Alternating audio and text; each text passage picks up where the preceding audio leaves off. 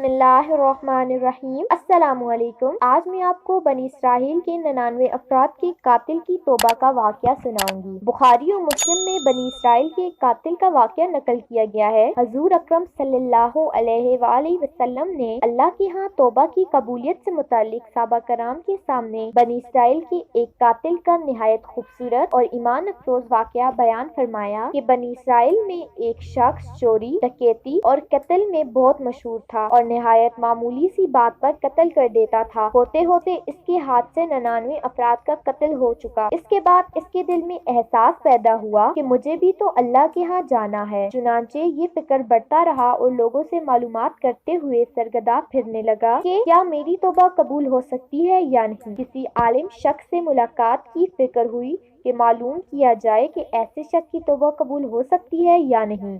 इसी हवाले से लोगों ने एक आबिद शख्स के पास जाने का मशवरा दिया। इस शख्स ने इसके पास जाकर मसला मालूम किया, क्या मेरी तौबा कबूल हो सकती है और क्या मेरी मग़फ़िरत हो सकती है जबकि मैंने 99 इंसानों की जान मारी है।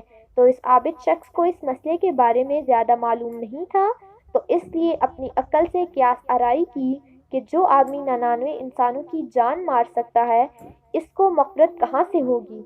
चुनांचे इसने कह दिया कि तेरी तौबा कबूल नहीं होगी। तो इस शख्स ने गुस्से और जलाल में आकर इसको भी कत्ल करके 100 का हिस्सा मुकम्मल कर दिया कि जब मेरी तौबा कबूल नहीं होनी तो तुझे भी ख़त्म करके 100 पूरे कर देता हूँ।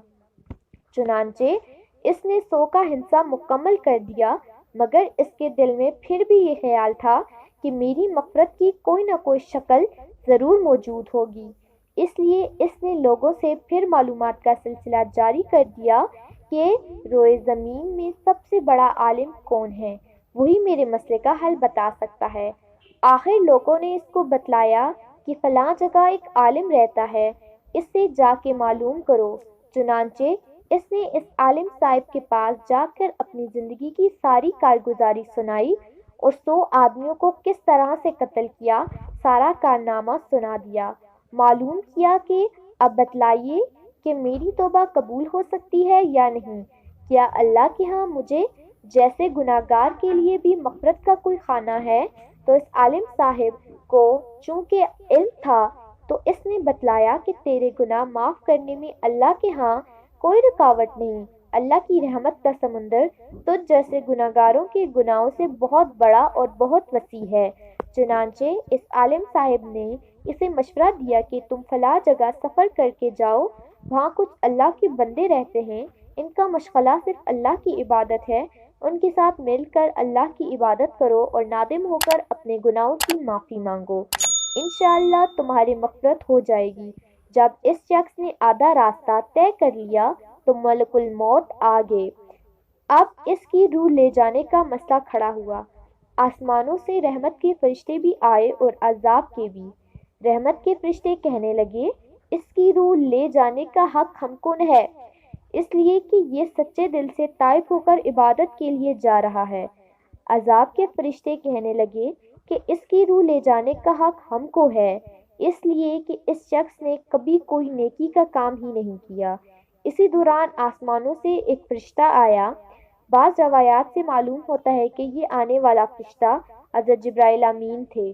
चुनांचे इस फरिश्ते ने तशरीफ़ लाकर इन दोनों तरह के फरिश्तों के दरमियान ये फ़ैसला किया कि दोनों तरफ की मुसाफत नाप करके देख लो, जहाँ से आ रहा है इसकी मुसाफत करीब है या जहाँ जा रहा है वहाँ की मुसाफत।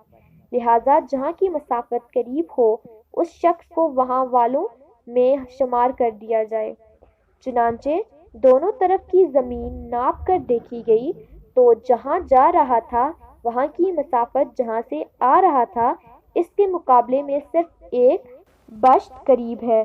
चुनांचे फैसला हुआ कि मकामी मसीहत से मकाम इबादत सिर्फ एक बश्त करीब है, इसलिए रहमत के फरिश्तों को इसको ले जाने का हक हासिल हुआ। चुनांचे अल्लाह ताला की तरफ से इसकी मग़फ़िरत का ऐलान हो गया। एक रवायत में आता है कि कतादा रज़ी अल्लाह ताला अन्हा फरमाते हैं कि हसन रज़ी अल्लाह ताला अन्हा ने फरमाया कि हमसे ये जिक्र किया गया है कि इस शख्स के पास जब मलकुल मौत आया तो वो शख्स सीने के बल इस सरजमीन की तरफ घसीटता चला गया। حدیث قدسی میں آتا ہے کہ میں اپنے بندے کے ساتھ اس کے گمان کے مطابق ہوتا ہوں اور وہ جہاں بھی یاد کرے میں اس کے ساتھ ہوں۔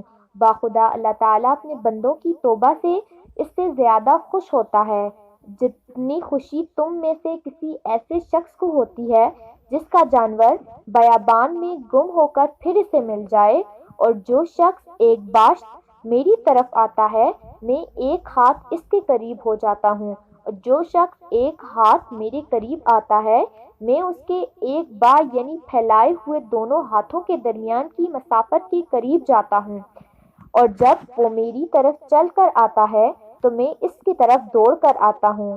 انسان جب بھی سچے دل کے ساتھ توبہ کرے گا تو اللہ تعالیٰ ضرور قبول فرمائے گا انشاءاللہ۔ یہ واقعہ خصوصاً ان حضرات کے لیے حوصلہ افزائی اور معاونت کا سبب ہے جو کہ بڑے بڑے گناہ کر کے اب مایوسی کی زندگی گزار رہے ہیں، کیونکہ شیطان انہیں مایوسی کرتا ہے۔ بہرحال گناہگار کو شیطان کی باتوں میں آ کر مایوس نہیں ہونا چاہیے، بلکہ اللہ کی رحمت سے اچھی امید رکھ کر سچی توبہ کے ذریعے اپنے آپ کو پاک و صاف کر لینا چاہیے۔ اللہ تعالی ہم سب کو عمل کرنے کی توفیق عطا فرمائے، آمین۔